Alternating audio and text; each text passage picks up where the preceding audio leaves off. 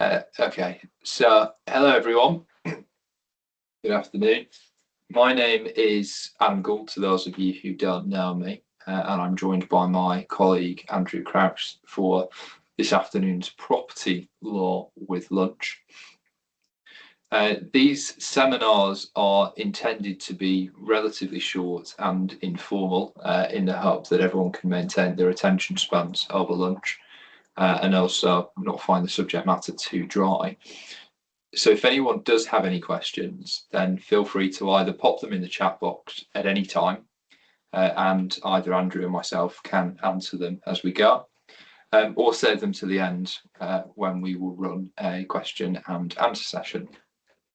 The batting order this afternoon is going to be that Andrew is going to go first, and then you'll hear from me. So without any further ado, I'm going to hand over to Andrew for his talk on topical issues relating to boundary disputes. Thank you, Adam, and good afternoon, everybody. I hope you can all hear me all right. I'm feeling a little bit like an England tennis player at Wimbledon, 150th seed, playing on the outside courts, with perhaps very few people in attendance. But I'm very grateful for those of you who have joined us. And hopefully this recording at some point will make its way onto our website, and other people will be able to view it at a later stage. When I was asked to do this talk, it immediately reminded me of my property law lectures at university, where we were taught that the philosopher Jeremy Bentham reminded lawyers that property is not a thing, but a relationship between the owner or the occupier and the thing, the land or the building, but also a relationship between the owner and the land or the building and others who neighbour that land or building. And so it is that boundary disputes form perhaps the cutting edge of those relationships in certain circumstances. And what I'm proposing is to offer you a whistle-stop tour of perhaps 4 or 5 recent cases which touch on the relationships between neighbours and land.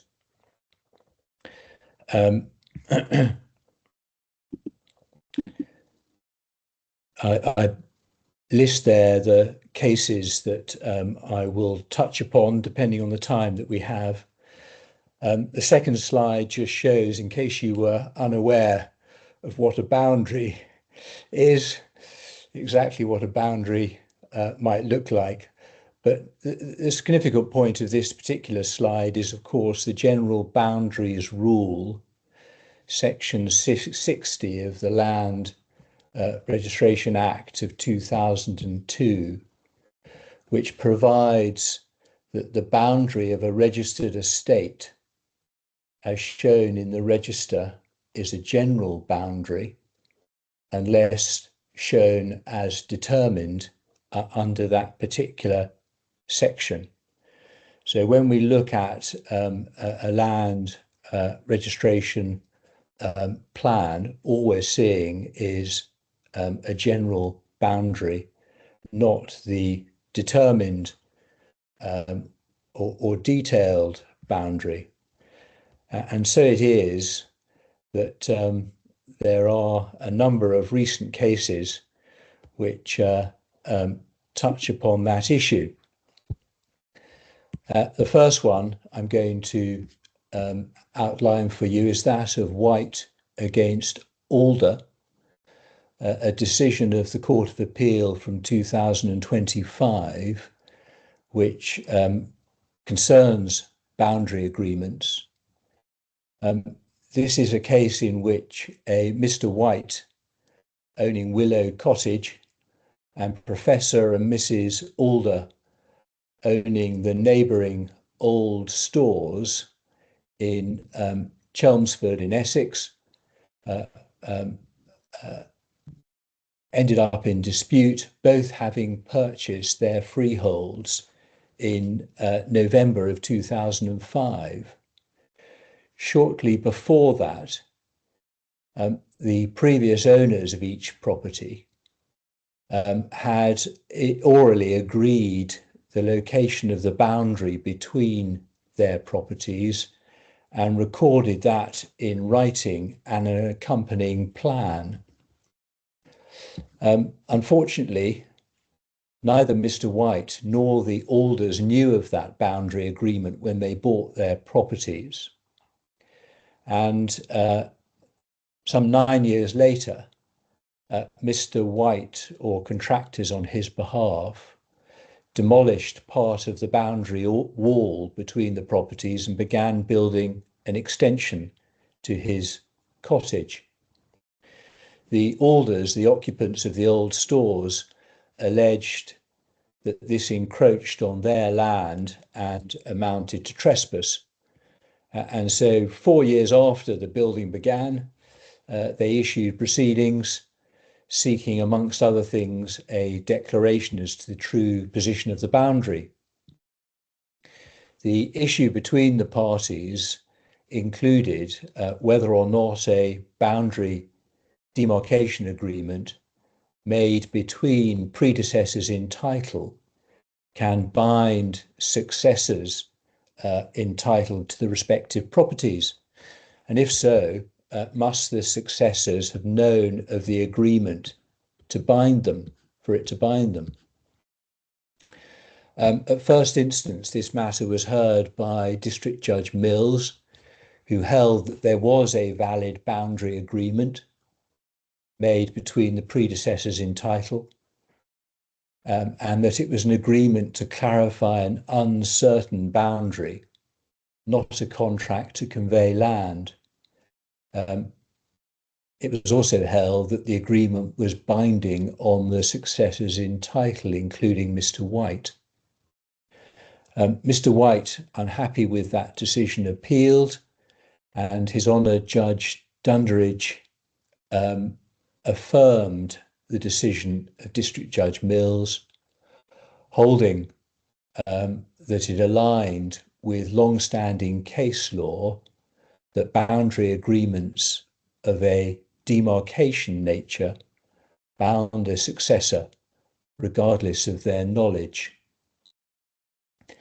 Perhaps somewhat surprisingly, permission was given for a further appeal, and the Court of Appeal, leading judgment given by Lady Justice Asplin,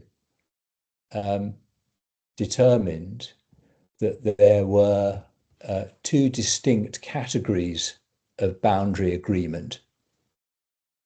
Type 1 is an agreement whose purpose is to move a boundary so as to transfer land from one neighbour to another. And that type of agreement is subject to the statutory formalities for the transfer of land, Section 2 of the Law of Property Miscellaneous Provisions Act of 1989. The second type, Type 2, is a boundary demarcation agreement, an agreement whose purpose is to define a previously unclear or uncertain boundary, even if it involves the conscious or unconscious transfer of a trivial amount of land. And Lady Justice Asplin found that in this instance, there was a Type 2 boundary demarcation agreement, and that it had proprietary effect on the basis that it defined the physical extent of the land conveyed, and that as no vendor can convey more land than they own, a successor in title only ever acquires what their vendor owned, which was itself defined by the demarcation agreement.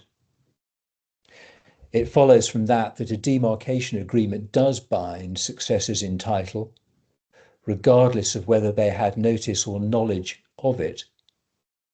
The point being that the agreement is not imposed on them, but it defines what they purchased in the first place.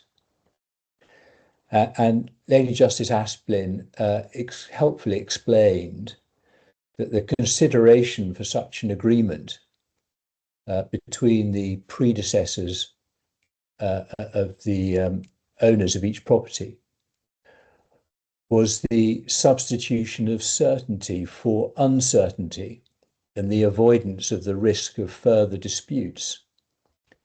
Unfortunately, that didn't turn out to be the case in this particular instance, but ordinarily that would hopefully be the outcome.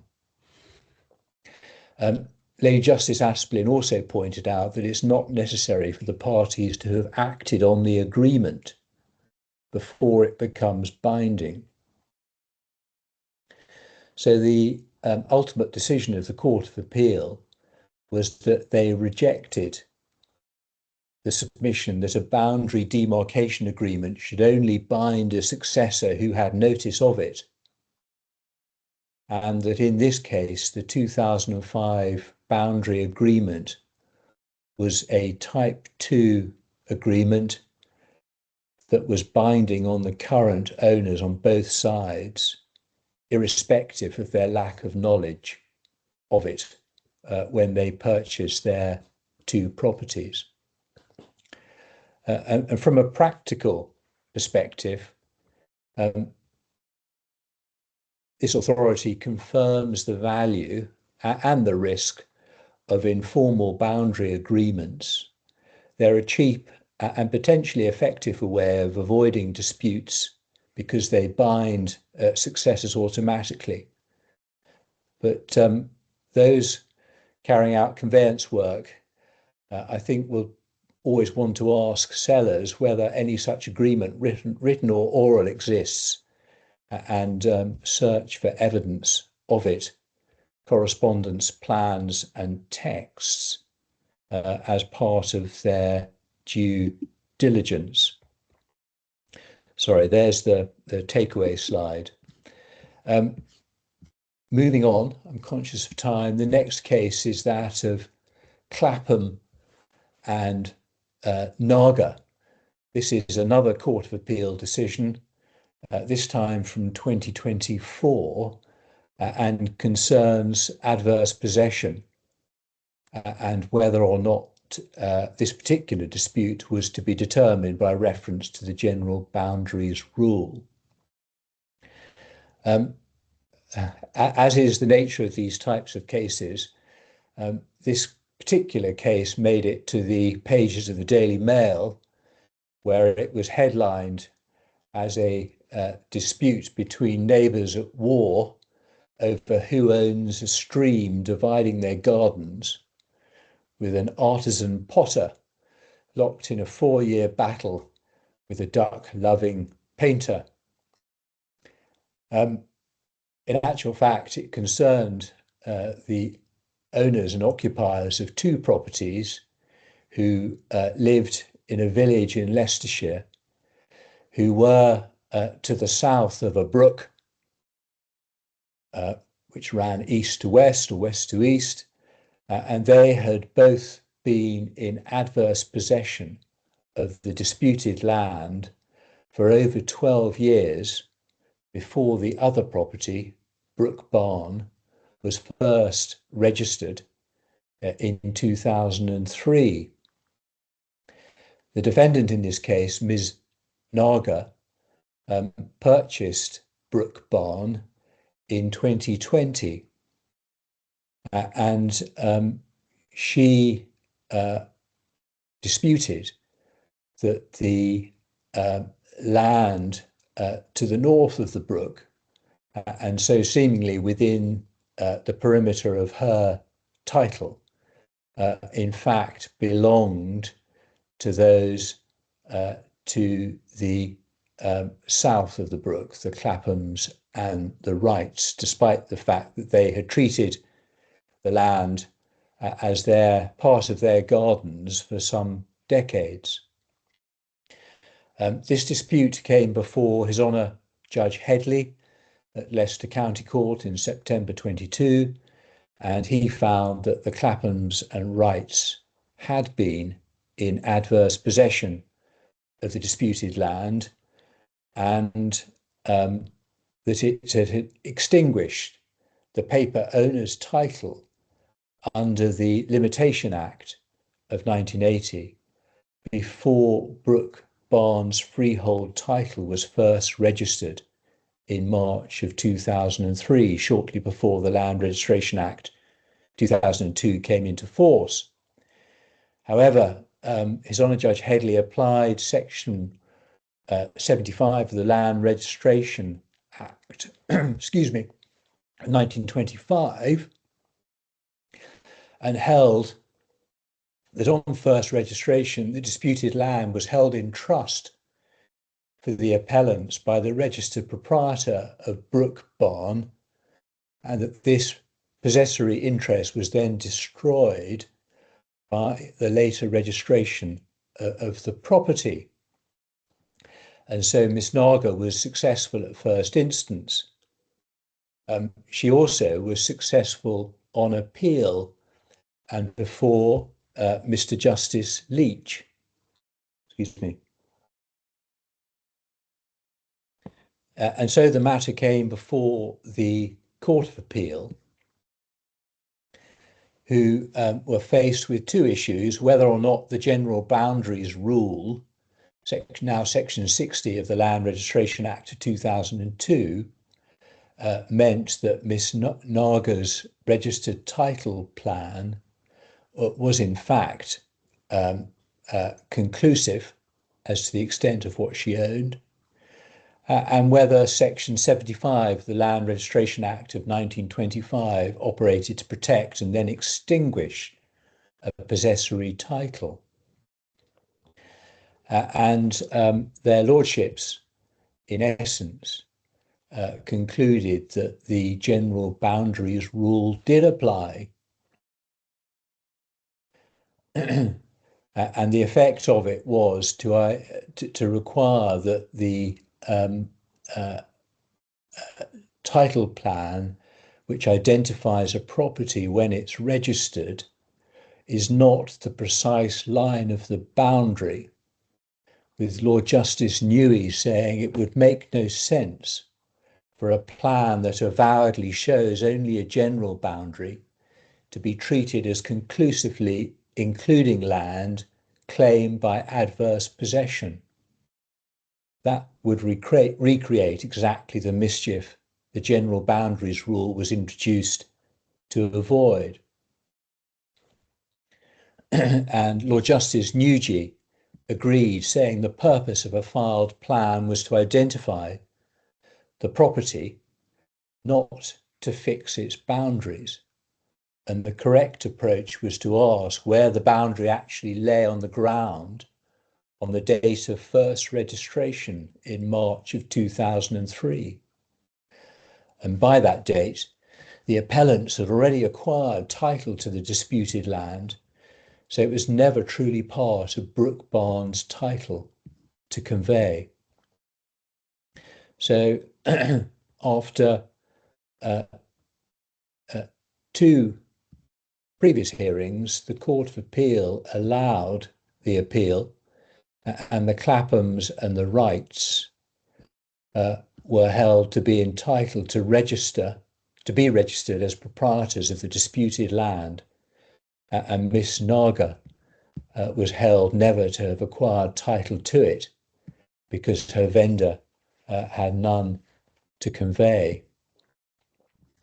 As an aside, Lord Justice Peter Jackson, observed that the combined costs of the trial and the two appeals exceeded £300,000, and that the dispute could likely have been avoided had Miss Naga consulted her neighbours about the boundary before completing her purchase. a warning point, perhaps, to us all.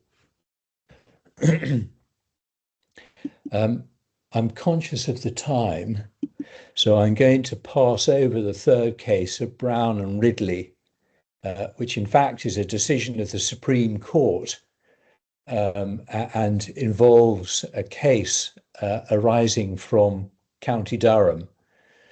But given its prominence in over circuit, I rather suspect that most of you will be familiar with it. And I'll pass on to the fourth case, that of Todd and another, which is another case concerning the boundaries rule and a boundary agreement. This is a High Court case from 2026, so fairly recent, heard by Mr. Justice Michael Green only earlier this month. This particular case was reported in the Telegraph newspaper as councillor loses battle over dog-proof fence around a £1.2 million country home. In actual fact, it was a dispute between a Mr. Todd and his partner, Miss Hodge, who bought a property called Wyland Wood in East Sussex from a Mr. and Mrs. Baldwin in February of 2018. And at the time of that sale, Mr. Baldwin retained 2 adjoining parcels of land, which he eventually sold to the Marshes. There had been a dog and deer proof fence standing between Wyland Wood and the Marshes property, between about 6.4 and 11.4 metres onto the Marshes side of the paper title boundary shown on the registered plans and historic conveyances. In 2019, there was damage to the dog and deer-proof fence, which led to an email exchange between the Todds and Mr. Baldwin, in which they agreed to share the repairs of the fence. And the Todds later relied on this exchange as they claimed establishing an informal boundary agreement. On appeal, or at trial, Her Honour Judge Parker held that the boundary followed the paper title line, not the dog and deer proof fence, and that there was no binding boundary agreement. However, she had, in giving her judgment, decided that the general boundaries rule didn't apply, and that perhaps led in part to the appeal.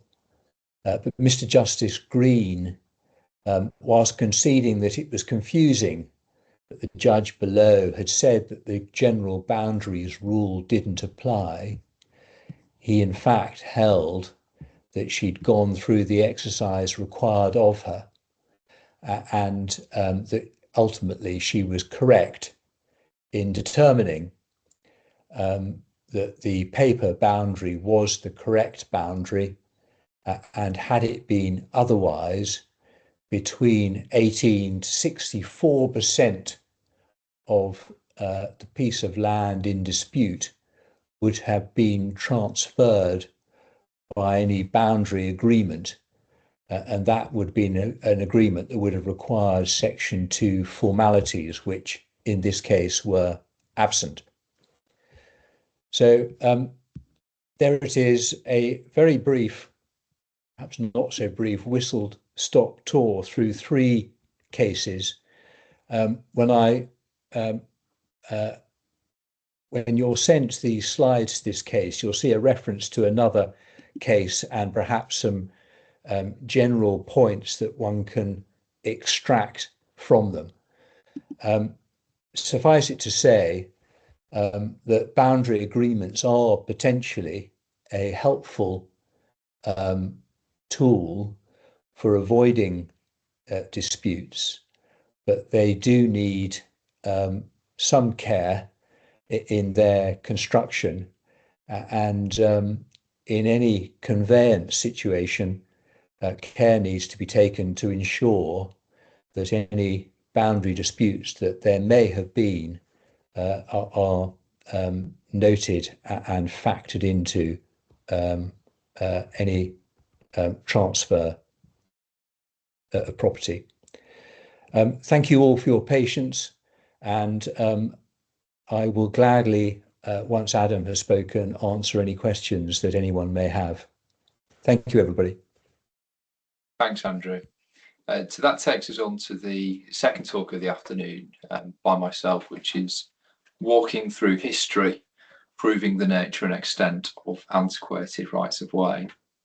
Now, real property litigation frequently concerns rights of way, which of course this talk is concerned with, and boundaries, which have been touched upon by, dealt with reasonably substantially by Andrew in his talk. When it comes to fixing a boundary or construing a right of way, the issue for fear of upsetting the purists is scarcely different to construing a contract. Indeed, actually, when we look at rights of way, that's exactly what we're concerned with.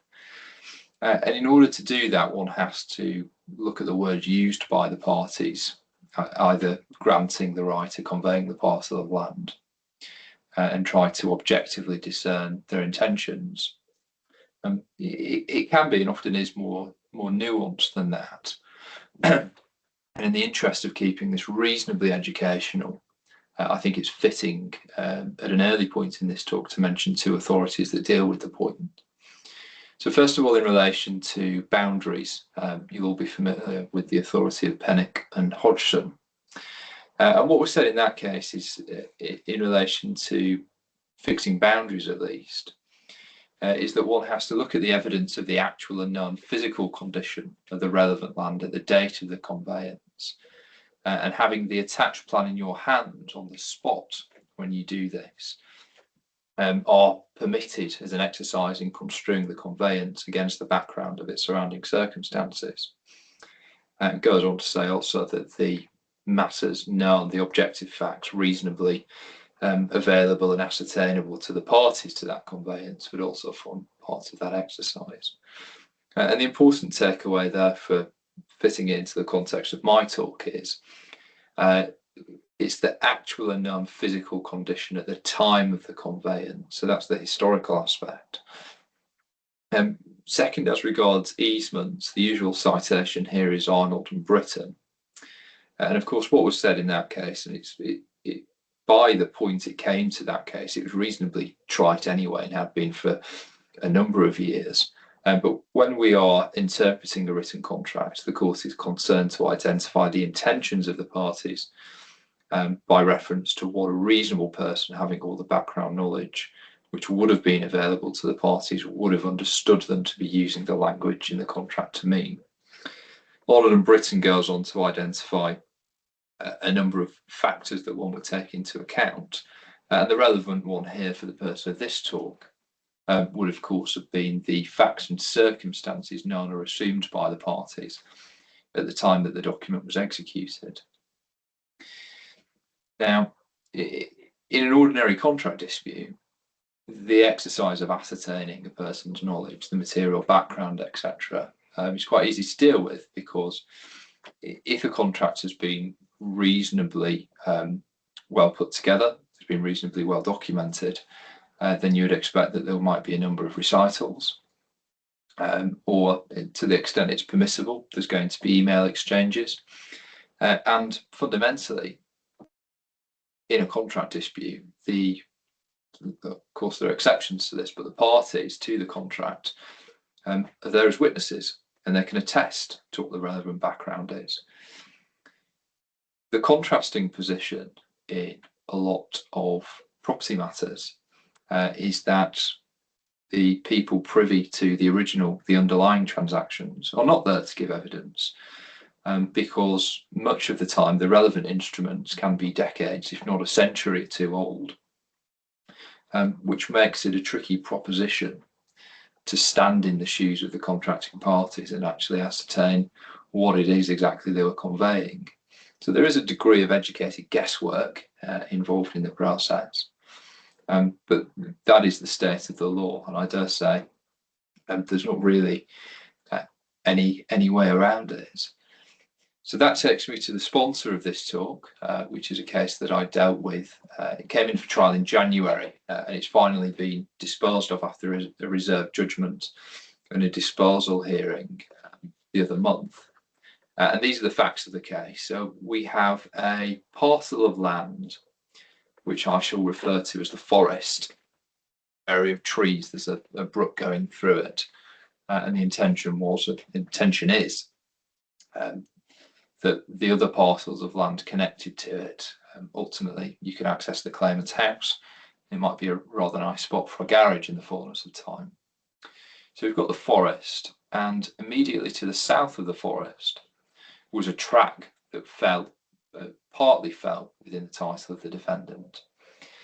Now that track runs broadly east to west, and at the western end is a main road. So you come out of the forest, you head west, and you come onto a main road, and from that main road you can access all the nice places in the Lake District, which is where this property was. To the east,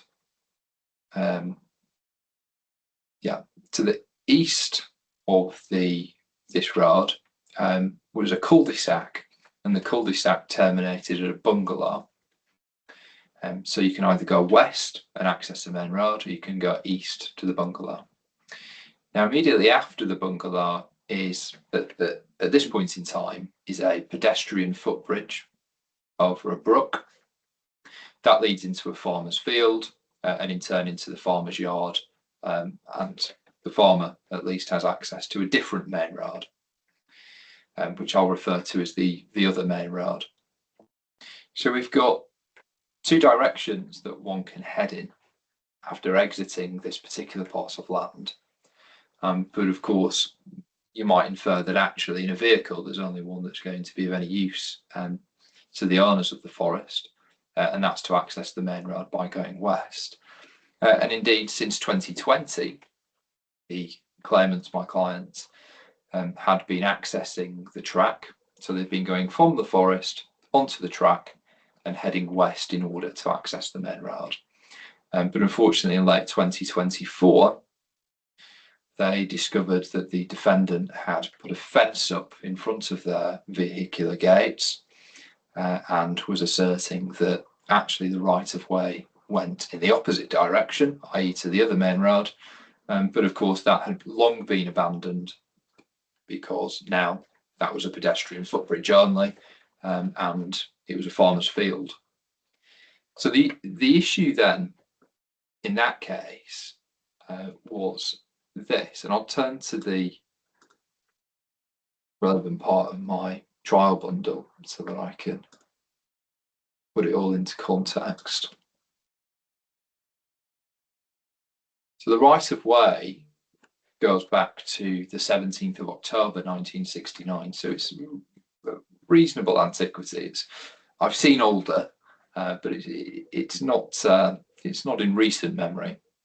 And it said this: it's rights of way with or without vehicles. And of course, that's an important point of distinction for the claimants, because they wanted to be able to get their vehicle in and out of the forest, and at all times, for all purposes, to pass and repass over and along the road, a way leading from the land hereby conveyed to the main road, of which said road a way is shown and coloured green on the plan, Annex 13.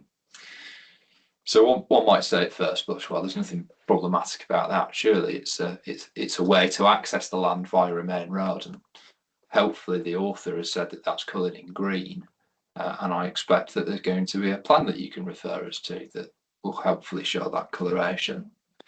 Well, there were some issues in relation to the coloration that I'm not going to bore you all with, but the principal issue was that the shaded part of the road did not go westward towards the main road. I dare say we wouldn't have gone to trial. There wouldn't have been a need to go to trial if that's what the state of affairs was. But rather it went east. And in fact, the section that was coloured appears to show a single track, which not only goes in the direction of the bungalow at the end of the cul-de-sac, but actually crosses the brook, where, as I said earlier, the footbridge is. So at first blush, you can see actually that there is in existence a right of way, but without really getting into the weeds, it appears as though that right of way might go in the opposite direction, and the claimants may well be on a hiding to nothing. And that takes me to the documents in the case, and it takes me back to the name of the talk, which is essentially a walk through history. And in order to convince a court to depart from what might be an attractive conclusion in relation to the construction, one has to understand, at least this was our position at trial that was ultimately successful, one has to understand what the state of affairs existing at the material time was. And in doing so, again, our case was that actually you'd come to the conclusion that this right of way couldn't have possibly, for the benefit of a vehicle, gone in this particular direction. So the starting point, as it is in most cases of this nature, is one has to go to the land registry to obtain title, but also to obtain the documents that the land registry hold, with a view to trying to ascertain and trying to piece together the history of this particular site. And that was done, and it was done to relatively good effect, in the sense that when we looked at the historic title, we ascertained that the claimant's land and the defendant's land were all part of one title at one point in time, and they'd variously been alienated over the course of about 30 or 40 years. And an interesting, albeit a side point for the purpose of this talk, was that actually the parcel of land over which this highlighted right of way travelled, at the time of the grant that I referred to earlier, didn't actually fall within the title of the party appearing to convey that right of way.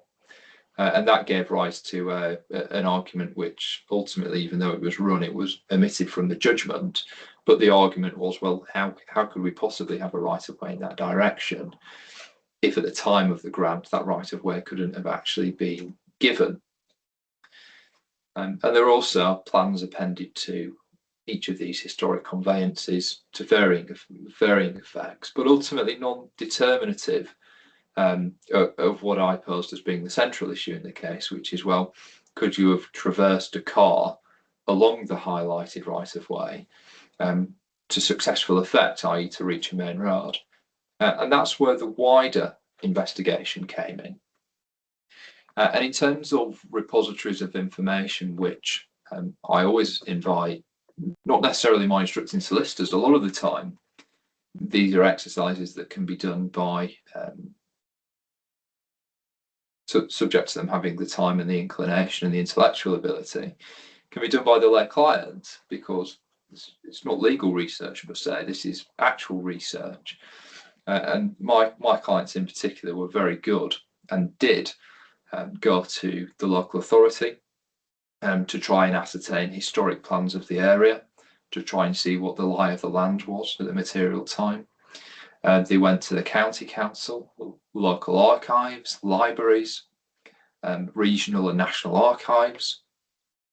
And in fact, they discovered by looking at the historic documents that the land that they were now the owners of had sat within a larger estate that was now a registered charity. So they approached the trustees of that charity as well for documents. And in addition, predecessors in title, albeit it's not always possible to get in touch with them. But the point is that many approaches were made to various points and information and plans were forthcoming. The most interesting and most helpful summary I found actually came from the Highway Authority, which in this case was the Lake District National Park. And for those of you who are unfamiliar with highway work, because you've never had the trouble of dealing with highway litigation, maybe in the context of PI, as those of us who cut our teeth on the subject matter have,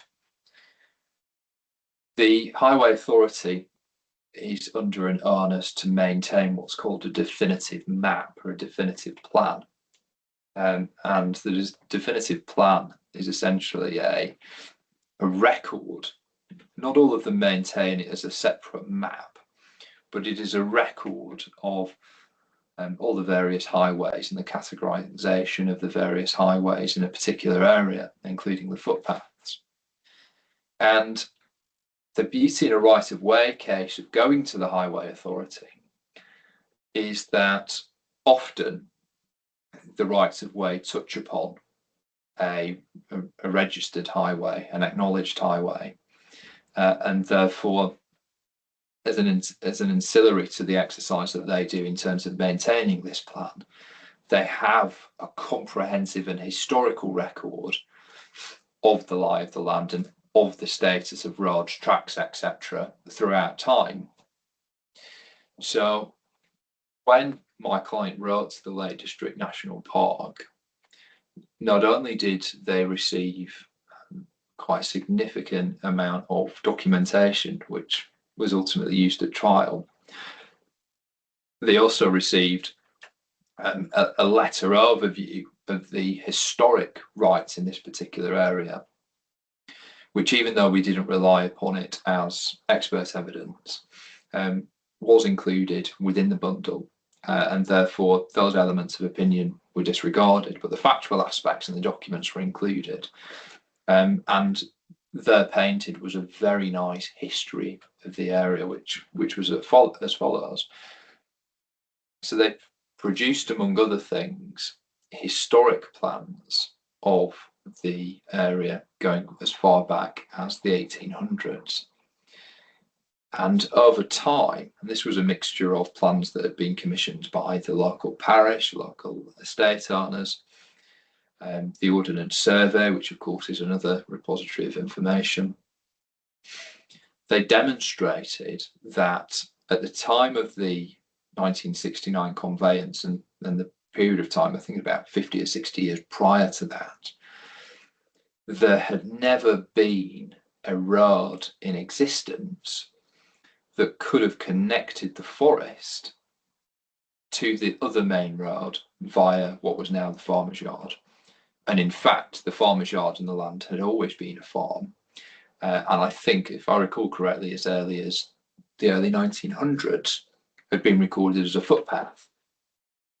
So fundamentally, most advantageously for my client, was if there had never been a highway of any description, there'd only ever been a footpath, how could the judge sustainably come to the conclusion that the highlighted extent of this right-of-way was the full extent of the right-of-way?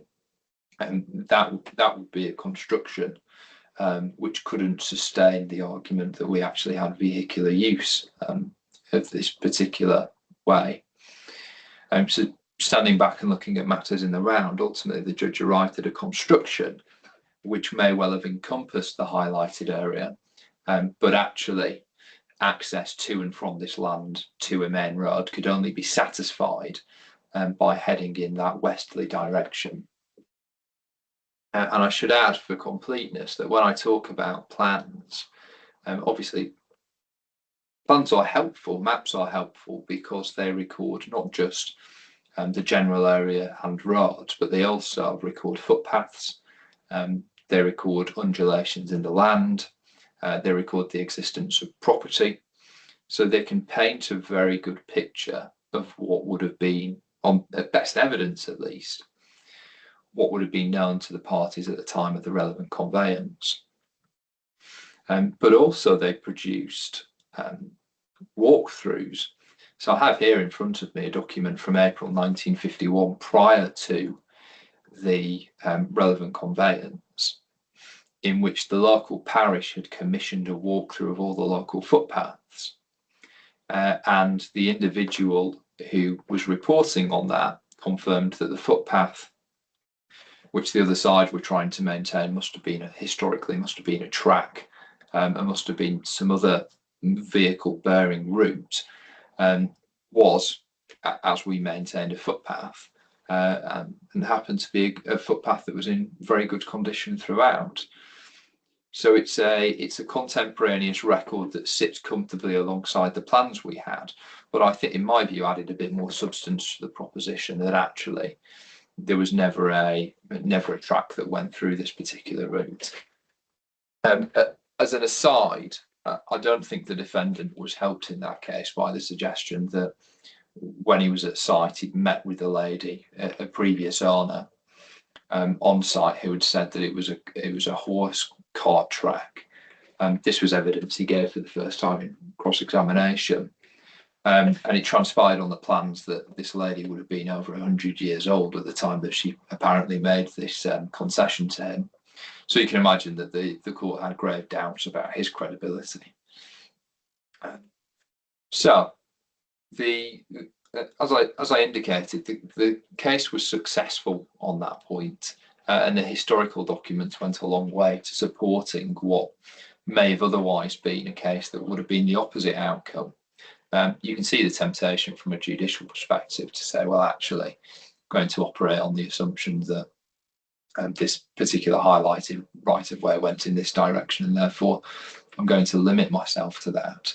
But that would ignore that what one is doing is an entire constructive exercise, and in circumstances where the plan isn't given primacy over any other aspect of the transfer of the grant, that wouldn't have been open to the judge in any event, but certainly the documents we led went a long way to assisting us in our position.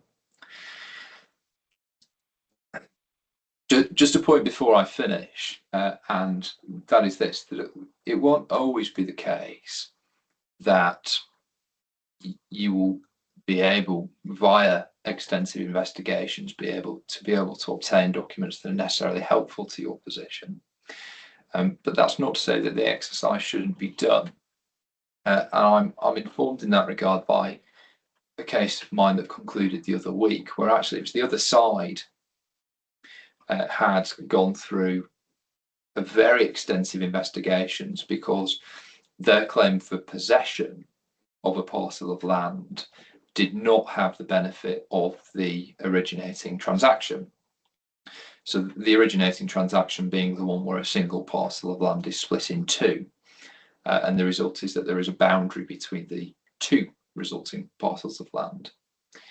They had what appeared to be the next conveyance in time, but that conveyance was predicated upon an unreliable ordnance survey plan, and in turn the expert had essentially said that there was so much swing in these various plans that the modest parcel of land we were arguing about could either be twice the size, or it might not exist at all.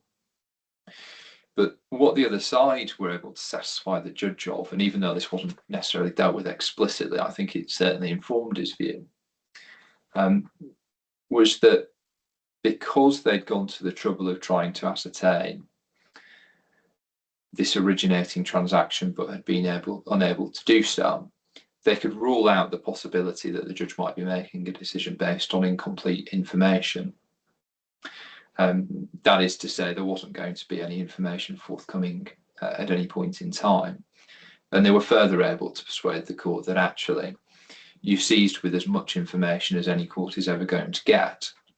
And rather than throwing your hands up in the air and saying, no, I can't possibly deal with this. And I think actually the judge described it as that in the circumstances would be a dereliction of his duty. What the judge ought to do, and what the judge did do, is grab the bull by the horns and make a decision. Now you might say, well, why are you talking about that? Because that went against your client's interest. And happily for me, even though we lost on the boundary, we succeeded on a proprietary estoppel point. So I'm not too sore about it. So I think that's probably a comfortable time to bring my talk to an end in relation to the benefits of thorough investigation of the historical record in disputes of this nature. As I indicated at the outset, if anyone's got any questions, feel free to pop them in the chat. Feel free to intimate them now. Feel free to pop on, have a chat with us. We'll stick around for a few minutes, but equally, there's no obligation to stick around. So by all means, feel free to drop out of the call and go back to whatever tasks are going to fill the rest of your Tuesday. But before you do so, just a thank you on behalf of Andrew and myself for coming this afternoon and listening to us.